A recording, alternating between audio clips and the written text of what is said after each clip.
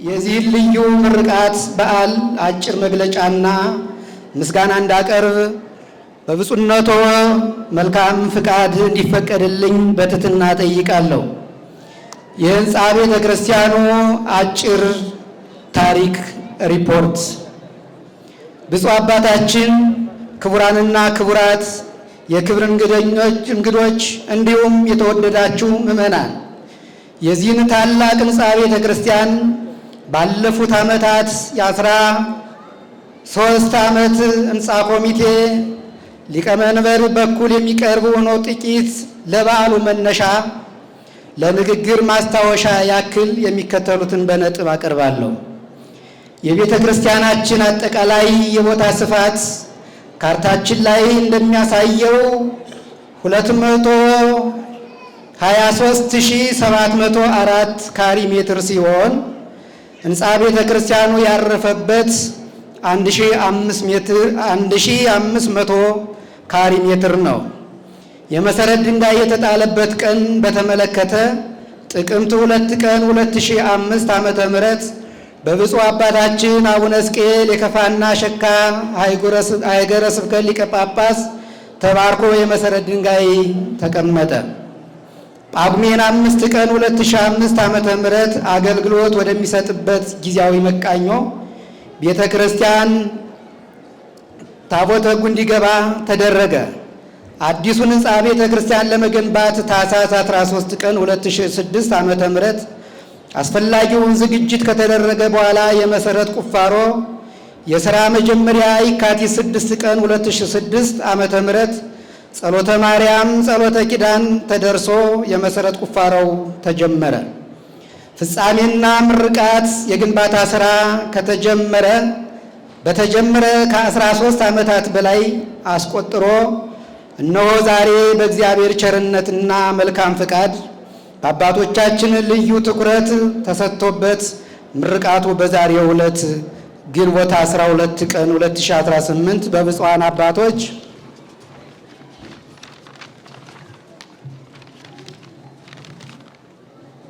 በአበው ሊቃነ ጳጳሳት አባቶቻችን እየተከበረ ይገኛል።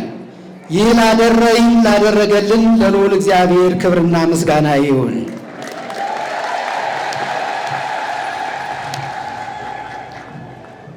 የዚህ ታላቅ ሕንፃ ቤተ ክርስቲያን ግንባታ ፍጻሜ እንዲያገኝና ፈተናዎችንና ውጣ ውረዶችን ሁሉ እንድንሻገር በአባታዊ ፍቅራቸው በቡራኪያቸው ላልተለዩን ለአባታችን ለብፁዕ አቡነ ሕርያቆስ የአዲስ አበባ የሀዲያና ስልጤ አህጉረ ስብከት ሊቀ ጳጳስ ዝቅ ብለን ከልብ እናመሰግናለን።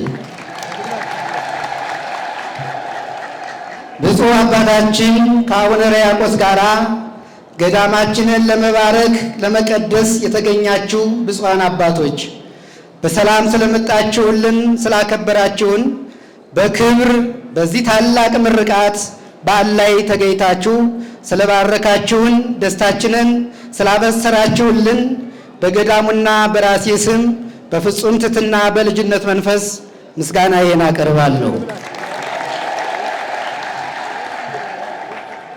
እንዲሁም ክቡር ሊቀ ሊቃውንት መጋቤ የሃይማኖት ቆሞስ አባ ጦመ ልሳን አዳነ የክፍለ ከተማችን ዋና ስራ አስኪያጅ፣ በየደረጃው ላላችሁ የሀገረ ስብከታችንና የክፍለ ከተማችን እንዲሁም የየመምሪያው ኃላፊዎች፣ የገዳማትና አድባራት አስተዳዳሪዎች፣ ለገዳሙ አገልጋዮች፣ ለሁላችሁም የቅርብ ክትትልና ትብብር ላደረጋችሁ የገዳማት ማኅበረ ምዕመናን ምስጋናችንን እናቀርባለን። እንዲሁም ጥሪ ተደርጎላችሁ ለተገኛችሁ የመንግስት ተወካዮች፣ ተጋባዦች፣ ምዕመናን ጥሪያችን አክብራችሁ በዚህ ታሪካዊ ዕለት በክብር ስለተገኛችሁልን ልዩ የክብር እንግዶች ሁሉ ገዳማችን የላቀ ምስጋና ያቀርባል።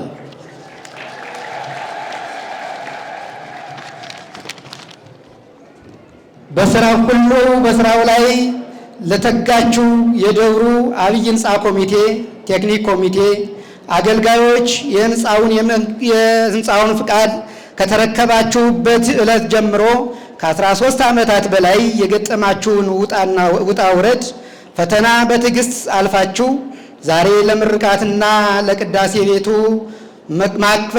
ማክበር ስለበቃችሁ እንዲሁ በሰበካ ጉባኤው መመሪያ ሰጭነት፣ በማኅበረ ካህናቱ አስተባባሪነት፣ በሂሳብ ሰራተኞች ጥንቃቄ፣ በሰንበት ትምህርት ቤት አጋዥነት፣ ታዛዥነት፣ በውሉደ ጥምቀት ወጣት ማኅበራት፣ በአካባቢው ወጣቶች ረዳትነት ስራው ፍጻሜ ስላገኘ የድካማችሁን ዋጋ እግዚአብሔር ይክፈላችሁ በማለት ምስጋናዬን አቀርባለሁ።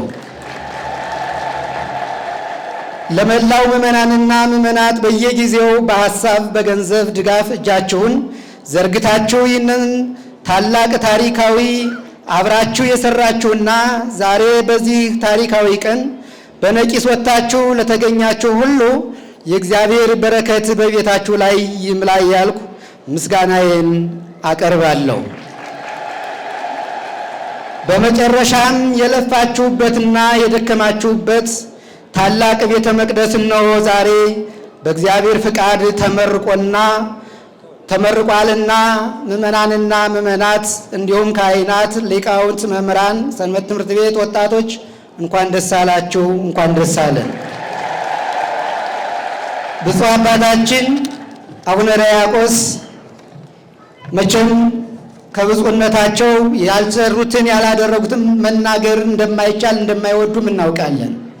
ይህ ግን ርዕዮተ ዓለም ስለሆነ ብፁዕ አባታችን ብፁዕነቶ ለከንቱ ውዳሴ እንዳልሆነ እሰውም አምላክም ያውቀዋልና እንደመታደል ሆኖ የአዲስ አበባ አድባራት ገዳማት እርስዎ ይህን ሀገረ ስብከት ከተረከቡበት ጊዜ ጀምሮ እነሆ እየታነጹ እየተመረቁ መሰረት ድንጋይ እየተቀመጡ እነሆ የተዋሕዶ ልጆች በብፁዕነቶ እጅግ ይኮራሉ። እኔም ልጅዎት እጅግ እኮራብዎታለሁ። ብፁዕ አባታችን ያቆይልን እግዚአብሔር። የአድባራት የገዳማት አስተዳዳሪዎች ብፁዕነቶ አንዲት ቃል ከተናገሩ እሷን ካልፈጸምን የሰውን ፊት ማየት አይቻልም። እርስዎ የሚያምኑት በስራና በስራ ነው፣ በቲዮሪ ሳይሆን በተግባር እንደሚያምኑ እምነታችን ጽኑ ነው። በዚህ አጋጣሚ ብፁዕ አባታችን ክቡር ሊቀ ሊቃውንት የሀገረ ስብከታችን ዋና ስራ አስኪያጅ እነሆ በየጊዜው በየሰዓቱ እስከ ትናንትናው ዕለት ድረስ ምን ደረሳችሁ እያሉ አባታዊ መመሪያ አባታዊ ትእዛዝ እየሰጡ እነሆ ቤተ መቅደሳችን በሚገባ ተከታትለዋልና በብፁዕነቶ ስም እጅግ አመሰግናቸዋለሁ። ልታመሰግኗቸውም ይገባል። እንግዲህ ካለን ሰዓት አንጻር እንጂ ስለ ብፁዕ አባታችን አቡነ ሕርያቆስ ብዙ ብናገር በወደድኩ ነበር። ነገር ግን ሰዓት ይገድባልና ብፁዕ አባታችን እግዚአብሔር ፈቅዶልን ጊዜውና ሰዓት ካለዎት እነሆ በነገው በልጆችዎት እንደ ዛሬው እነሆ ልጆችዎትን ነገም እንደሚባርኩልን ተስፋለን። እንግዲህ ነገ ቀሪውን በሚቀጥለው የምክትሉ ሊቀመንበር ወይንም ደግሞ የህንፃ ኮሚቴው ሊቀመንበር እስከ ሂሳቡ ድረስ ሪፖርት የሚቀርበው ነገ ህዝበ ክርስቲያኑ በብዛት በሚመጣበት ሰዓት ስለሆነ የቅድሙ የቁጥር እርማት እንግዲህ የኮምፒውተር ስህተት ነው። 23704 ካሪ ለማለት ተፈልጎ ነው። ብፁዕ አባታችን በዚህ ይስተካከል። ቡራኪው ይድረሰኝ። እጅግ አመሰግናለሁ። እንደምን ዋላችሁ? እንደምን ሰነበታችሁ? እንደምን ከረማችሁ? እንኳን ለዚህች ዕለት ለዚህ ፍጻሜ እግዚአብሔር ማዕከል ሆኖን ሰርታችሁ እንድትመረቁ፣ እንድትመሰገኑ፣ እንድትባረኩ አበቃችሁ። እኛም ለማየት እንኳን አበቃን። እግዚአብሔርን አመስግኑ። የሀገረ ስብከታችን ሊቀ ጳጳስ በብልሃትና በፈሊጥ ሀገረ ስብከታችንን እየመሩ ያሉ አባት እንዲሁም የተጀመሩ አብያተ ክርስቲያናት በወቅቱና ጊዜውን ጠብቀው ፍጻሜ እንዲያገኙ ክትትል እያደረጉ ያሉ አባታችን በአሁኑ ዕለትም ብፁዓን አበው ሊቃነ ጳጳሳትን አብረው ከእሳቸው ጋር ሆነው ሕዝቡን እንዲባርኩ ይዘውልን የተገኙ በእውነት ስራቸው ብዙ ነው። በዚህ ዘመን ኃላፊነቱ ከባድ ነው። ጊዜ የለም፣ ጠባብ ነው። ነገር ግን ይህን ሁሉ ጊዜ ሰጥተው አባቶቻቸው ጋር መጥተው ብፁዕ አባታችን አቡነ ሕርያቆስ ይህንን ግዙፍ ሕንፃ ብዙ ጊዜ የፈጀ ብዙ ጊዜ የወሰደ በጣም ያታገለ የሐሳብ ትግል የፈጠረ ትልቅ ሕንፃ ነውና ለዚህ ፍጻሜ ስላበቃን ምእመናን እግዚአብሔርን እልል ብላችሁ አመስግኑ።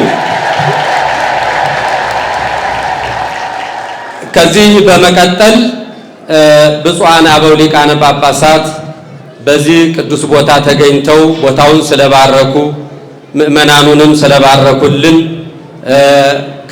ከህንፃ ኮሚቴው የሽልማት መርሃ ግብር አለን። ብፁዓን አበው የምናስብበት መታሰቢያ እናደርጋለን ብለዋልና አሁን የምንሄደው ቀጥታ ወደ ሽልማቱ። እንደምን አመሻችሁ። እግዚአብሔር አምላካችን ስሙ የተመሰገነ ይሁን። እንኳን ደስ አላችሁ። ክርስቶስ ተንሥአ እሙታን አሰሮ ለሰይጣን ሰላም ኮነ። እጅግ በጣም ግሩም ቀን ነው ዛሬ። የደስታችሁ ዛሬ፣ የሰላማችሁ ዛሬ፣ የበረከታችሁ ቀን ነው። ለረጅም ዓመታት ከ10 ዓመት በላይ ሲደከምበት የነበረው የክርስቶስ ሥጋና ደም የሚፈተትበት ምዕመናን የሚቆርቡበት ንስሐ የሚገቡበት የሚያስቀድሱበት ወንጌል የሚማሩበት ታላቁ ቤተ መቅደስ እጅግ ውብና ድንቅ በሆነ ሁኔታ ዛሬ ተሰርቶ ተጠናቆ ቅዳሴ ቤቱ እየተከበረ ነው። ይህን ያደረገ ማን ነው? እግዚአብሔርን አመስግኑት። እጅግ የሚገርም የታሪክ አጋጣሚ አለ። ዛሬ በመካከላችን የምናያቸው ያገኘናቸው ታላቁ ባህታዊው ጸሎተኛው አባት ብፁዕ አባታችን ብፁዕ አቡነ ሳሙኤል ከዛሬ 33 ዓመት በፊት በዚህ ቤተ ክርስቲያን ምናልባትም የመጀመሪያው ሊሆኑ ይችላሉ ለታላቅ መንፈሳዊ ትምህርትና ለአገልግሎት ወደ ሰሜን አሜሪካ ከመጓዛቸው በፊት የዚህ ቤተ መቅደስ አስተዳዳሪ ሆነው ከ1985 ዓመተ ምህረት ጀምሮ በዚህ ስፍራ የነበራችሁ ታውቋቸዋላችሁ፣ ሲያገለግሏችሁ ነበረ። ዛሬ ደግሞ ለታላቁ የቅዱስ ሲኖዶስ ርክበ ካህናት ስብሰባ መጥተው እንደገና ከ3 አስርት ዓመታት በኋላ ልጆቼን ለያቸው የነበሩት ታላላቆቹ አባቶች አሉ ወይ? ወጣቱስ ሕፃናቱስ አድጓል ወይ? በመካከል ተገኝቼ ልባርክ ብለው ብፁዕ አባታችን ተገኝተዋልና እንኳን ደህና መጡ ብላችሁ እግዚአብሔርን አመስግኑ።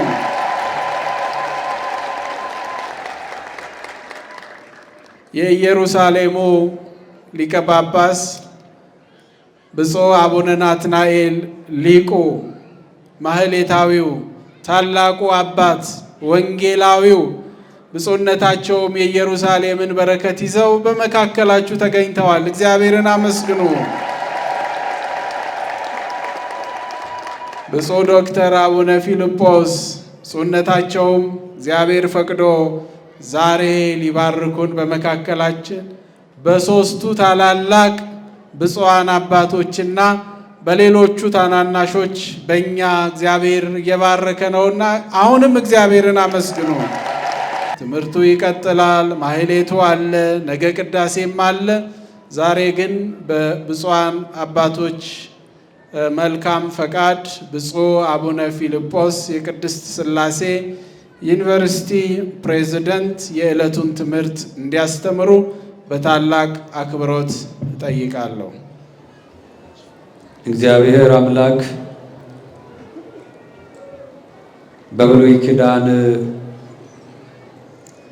በደብተራ ኦሪት ወይም ደግሞ የኦሪት ድንኳን በሚባለው ሲመለክ ሲመሰገን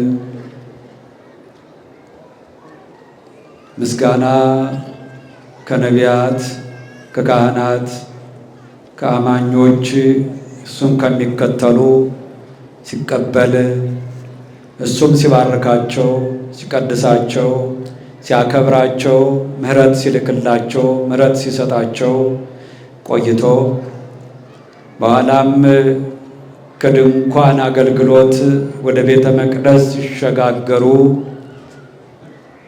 እግዚአብሔርን ቤት ለመስራት የታደለው የነቢዩ የንጉሡ የቅዱስ ዳዊት ልጅ ታላቁ ሰሎሞን ቤተ መቅደሱን ሰርቶ በጨረሰ ሰዓት እግዚአብሔር የሶሎሞንን ምስጋና፣ መባ፣ ጸሎት፣ መስዋዕት ሌሎቹም ፍላጎቶችን ሁሉ የሚቀበልበት ከዚያም እግዚአብሔር ለሕዝቡና ለመሪዎች ምሕረት የሚልክበት ቤተ መቅደስ በተሰራና በሰራ ሰዓት እግዚአብሔር ለንጉሡ ለሰሎሞን እንዳለው ዓይኖችና ልቤ በዚህ ቦታ ይሆናሉ። ምን አለ?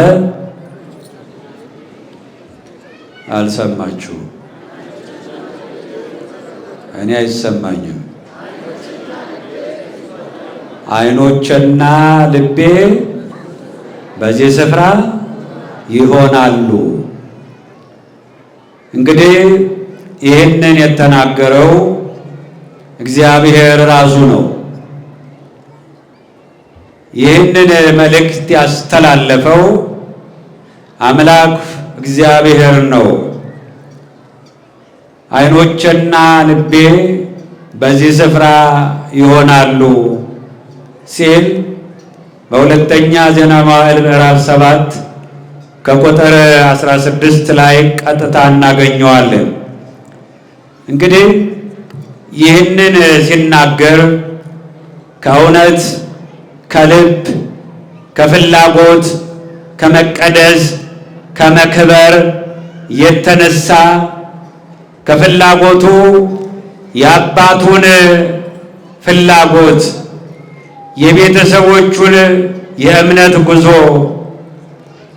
የአባቱን ዕቅድ ያስፈጸመው ንጉሥ ሶሎሞን ነቢየ እግዚአብሔር ዳዊት በተናገረበት በዘመረበት መዝሙሩ እኔስ ለእግዚአብሔር ማደሪያ ለያዕቆብ አምላክ ማደሪያን ልሰራሻለሁ እፈልጋለሁ ብሎ አሰበ፣ አቀደ፣ ሀብት አሰባሰበ፣ ብዙ ነገሮችን አደረገ። ግን እርሱ አልተፈቀደለትምና ለልጁ ለሰሎሞን እንዴት ተፈቀደለት? በሚያውቁ በበቁ በነቁ በተማሩ እግዚአብሔር ባናገራቸው እግዚአብሔር በሚመራቸው አባቶች ከነቢያት አንዱ በሆነው በነቢዩ በናታን ላይ አድሮ ነገረው። በአንተ አይሆንም፣ አንተ አልተፈቀደልህም። ልጅ ከአብራክህ የሚወጣው ልጅ ሶሎሞን ይሰራል አለው። ጊዜው ደርሶ ሱባኤው ሲያበቃ ከድንኳን የእግዚአብሔር ታቦት እግዚአብሔር የሚገለጥበት እግዚአብሔር ለሕዝቡ በረከት የሚሰጥበት ያ ታቦቱ የሚያድርበትን ቤተ መቅደስ ይሰራ ዘንድ ሶሎሞን ተነሳ። ሶሎሞንም በተነሳበት ሰዓት እግዚአብሔር ኃይል፣ ብርታት፣ ጥበብ ሆነው። እግዚአብሔር ኃይል፣ ብርታት፣ ጥበብ ይሆናል።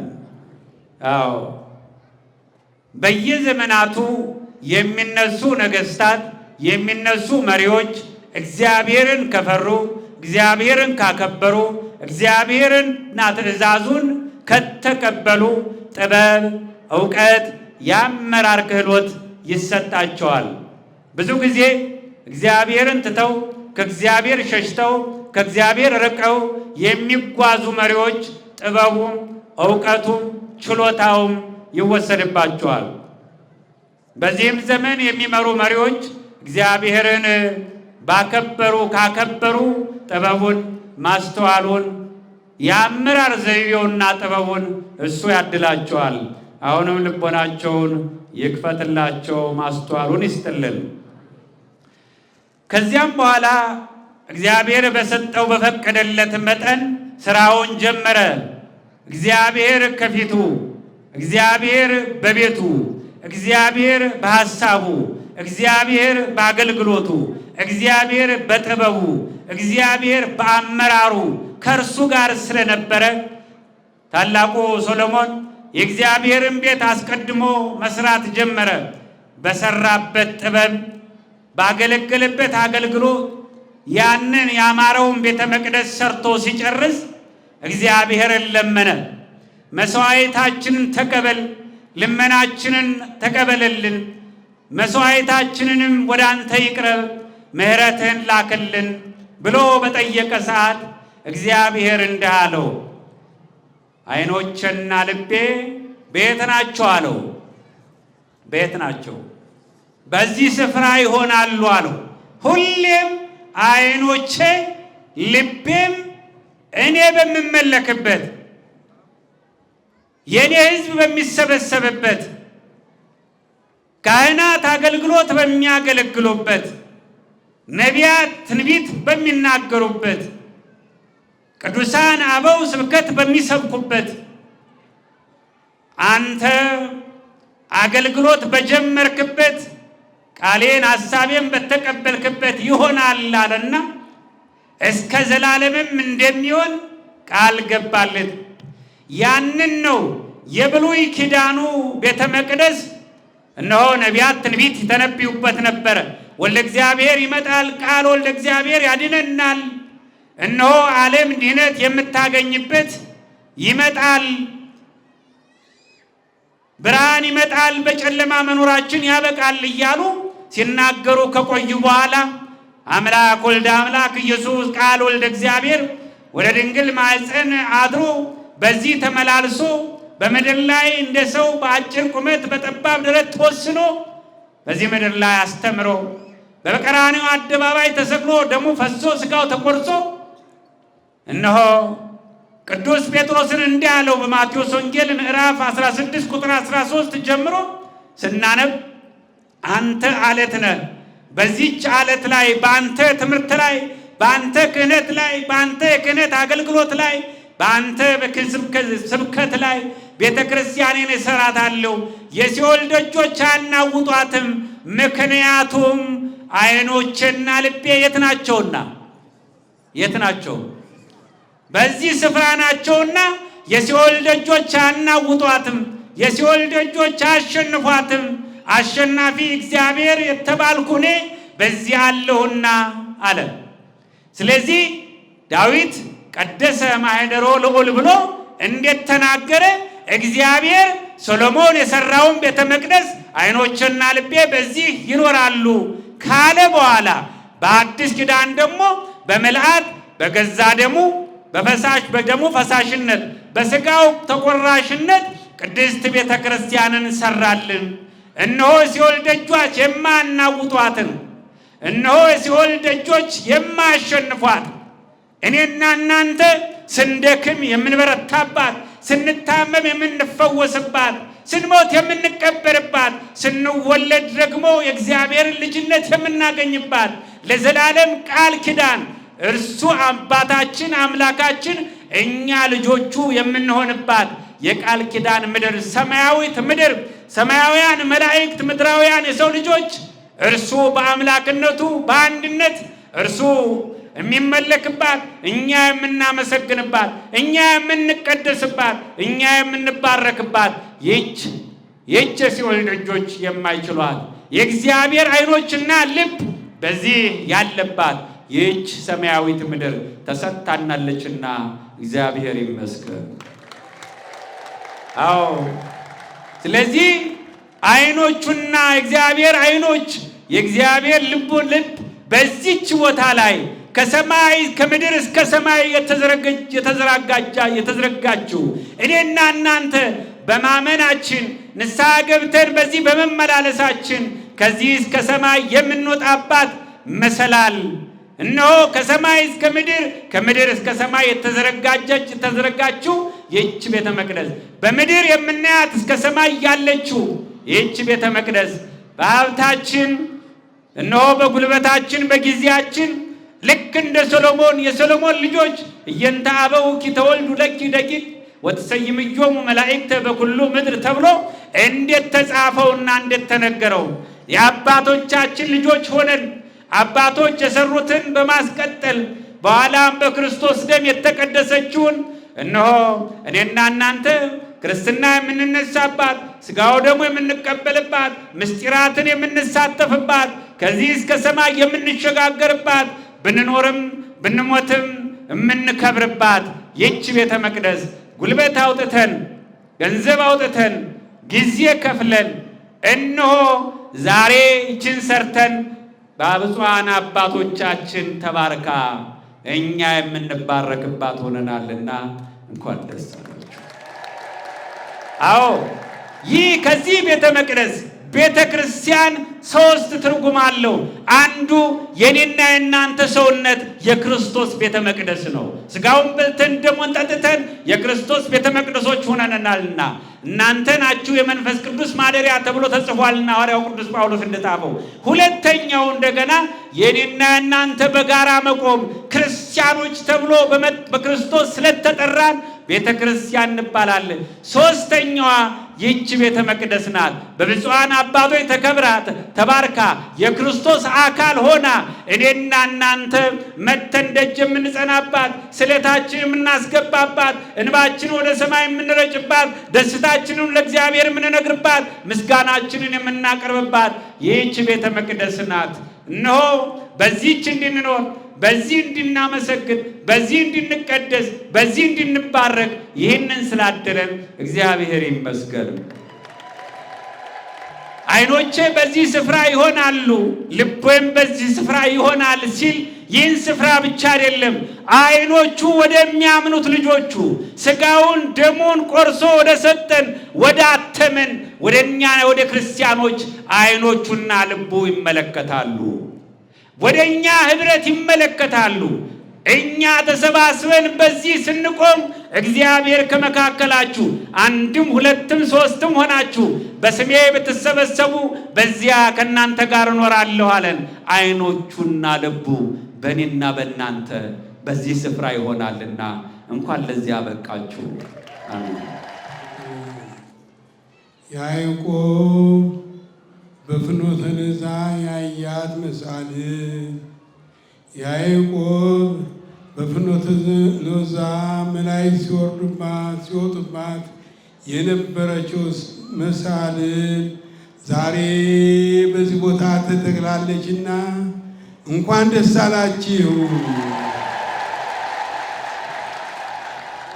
ብፁዕ አባታችን አቡነ ሕርያቆስ የአዲስ አበባ ሀገረ ስብከትና የሀዲያ ስልጤ ሊቀ ጳጳስ፣ ብፁዕ አቡነ ናትናኤል የቅድስት ሀገር ኢየሩሳሌም ሊቀ ጳጳስ፣ ብፁዕ አቡነ ፊልጶስ የኦሞና የአካባቢዋ ሀገረ ስብከት ሊቀ ጳጳስና የቅድስት ሥላሴ የበላይ ድን ብፁዓን አባቶች የተከበራችሁ እንኳንም ለዚች ዕለት ለዚች ሰዓት አደረሳችሁ።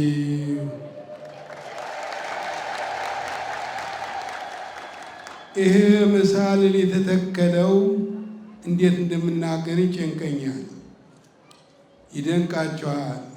በ76 ዓመተ ምህረት ጥምቀተ በዓል እዚህ ይከበር ነበረ።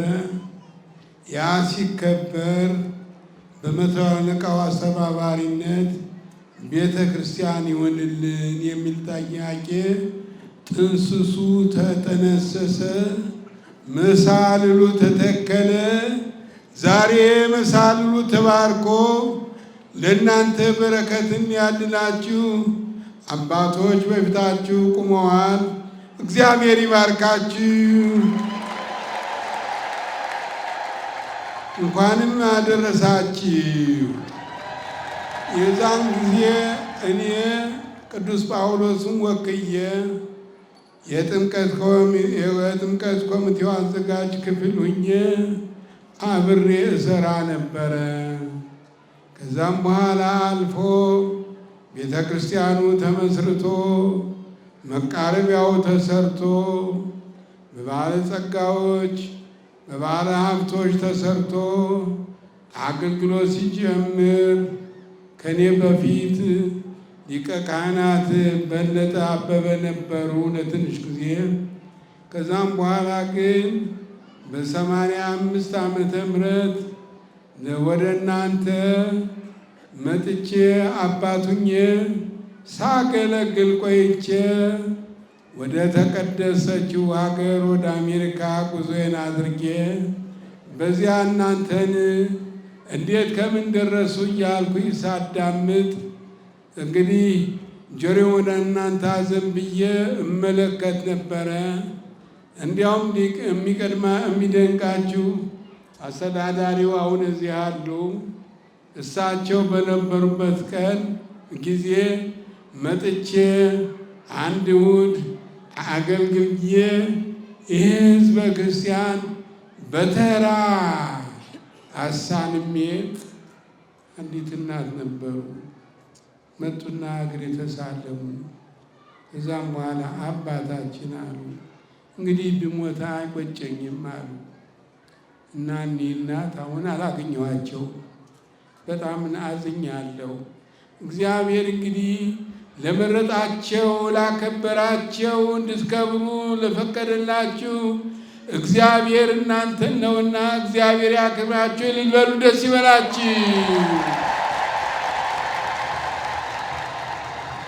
ዛሬ እንዲያውም የሚደንቃችሁ ዋናው አስተዳዳሪ ሲጠይቁኝ ትገኛለህ ወይ አሉ። እንዲህ ደብሬ አይደለም እኔ ያልተገኘው ማን ይገኛል? ከዚያ ሂጄ ልጆቼን መባረክ አለብኝ ብዬ ነው ወደ ኋላ የመጣሁት።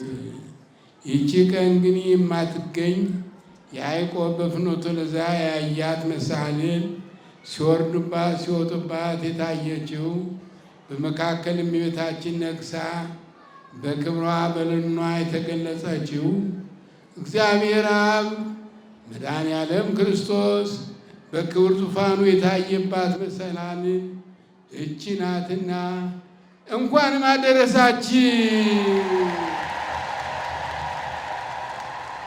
አዎ ብዙ ታላላቅ ሰዎች ነበሩ በዚህ ቦታ፣ ብዙ አዋቂዎች ነበሩ በዚህ ቦታ።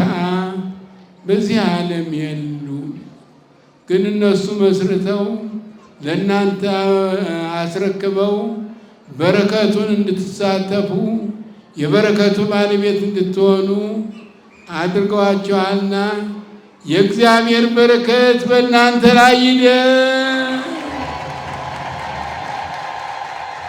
የብፁዓን አባቶች ቡራኬ በእናንተ ላይ ይደር። ቤተሰቦቻችሁን ሁሉ ይባርክልን። በሩቅም በቅርብም ያሉ ዘመዶቻችሁ ያሉበት ይባርካቸው። የሞቱትን አባቶቻችንን እናቶቻችንን ነፍሳቸውን ይማርልን። አቡነ ዘበሰማያት